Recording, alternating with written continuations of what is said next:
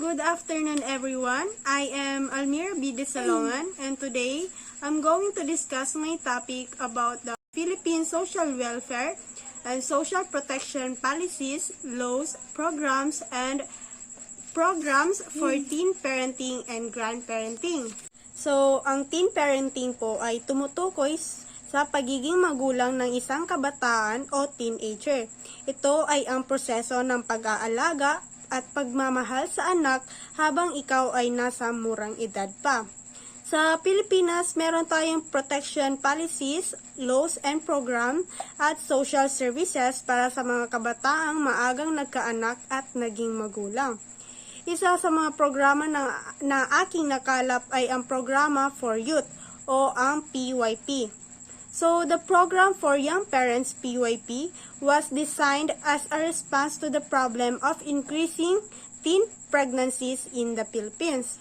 The PYP seeks to expand access to high-quality, integrated maternal, newborn, at child health and nutrition programming and contraceptive services in order to reduce unmet need for family planning, especially among women under the age of 19, and expansion of Teen Moms Program, which was developed by the University of the Philippines, the Philippine General Hospital. The PYP promotes joint responsibility between young parents and emphasizes involvement of male partners in particular.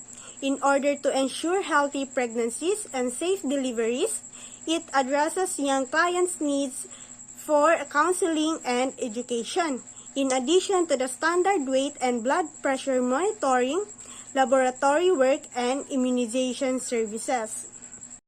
So, dumako naman po tayo sa laws patungkol sa teen parenting, which is the Responsible Parenthood and Reproductive Health Act of 2012, Republic Act of 10354, o kilala rin bilang RH Law.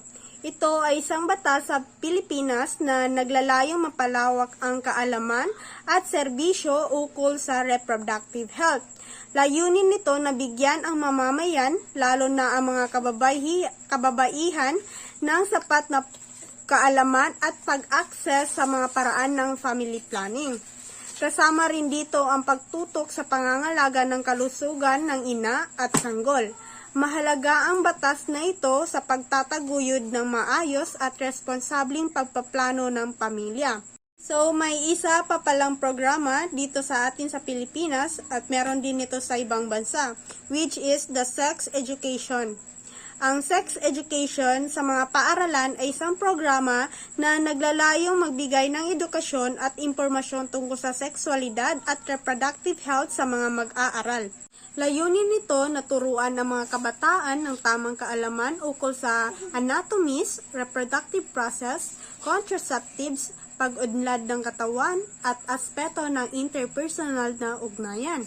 Ang ganitong edukasyon ay naglalayong magtaguyod ng kalusugan, pag-unlad, at responsableng pag-uugali hinggil sa sexualidad, kasabay ng pagbibigay din sa kahalagahan ng consent, respeto at responsableng pagpaplano ng pamilya. So, let's proceed sa social services.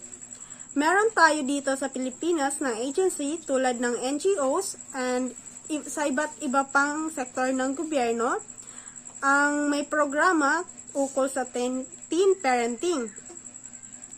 Isa na dito ang Teen Centers and Youth Organization. Ito ay isang social services na para sa kabataan, mga batang magulang upang sila ay magkaroon ng sapat na kaalaman. Ang Teen Centers and Youth Organization ay mga lugar o samahan na itinatag upang magbigay suporta, gabay at oportunidad para sa mga kabataan.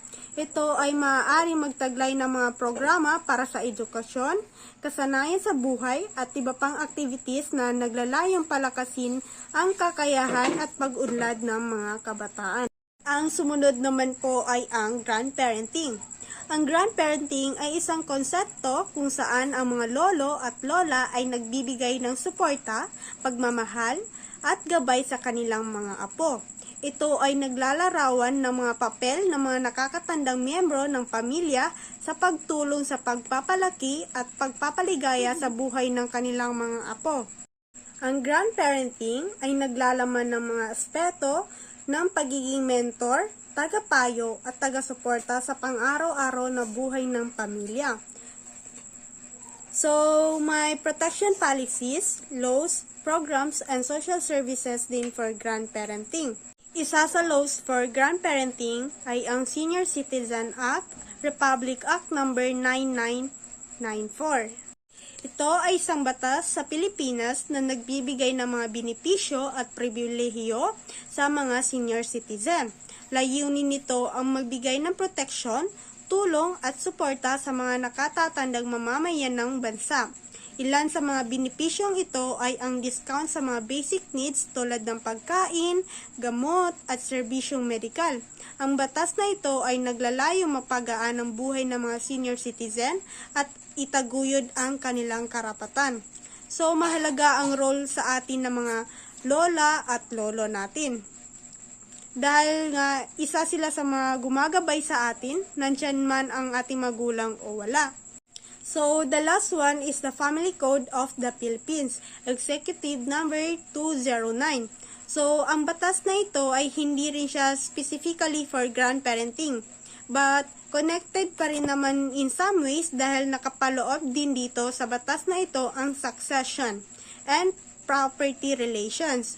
So, halimbawa, yung mga grandparents natin na may kayamanan, kadalasan ipinapamana nila ang kanilang ari-arian sa kanilang anak at hinahati-hati naman ito sa kanilang mga apo. Yun lamang po ang aking report. Maraming salamat po.